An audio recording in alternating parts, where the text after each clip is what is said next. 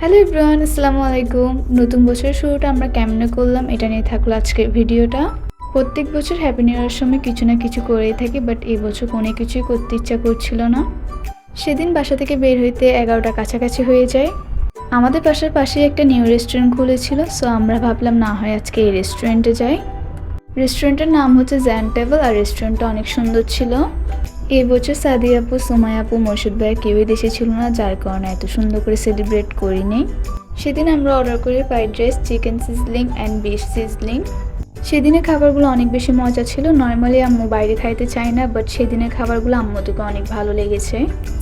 Dinner করার পর আমি আর মিমাপু থেকে মাকি রোল খাইতে ইচ্ছা করেছিল, এই জন্য আমরা অর্ডার করি মাকি রোল। সার্ভিসটা লেটে ছিল, বাট ওভারঅল অল আইটেমে অনেক মজা ছিল। আমি আর মিমাপুর কাছে মাকি রোলটা অনেক বেশি মজা লাগছে, এত বেশি মজা লাগছে যে আমরা একটা পার্সেল নিই বাসায়।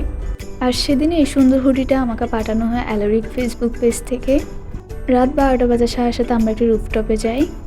সবাই বোম ফাটাচ্ছিল, যা আমাদের রুফটপটা দেখতে অনেক বেশি সুন্দর লাগছিল। আজকের জন্য এইটুকু। আল্লাহ হাফেজ।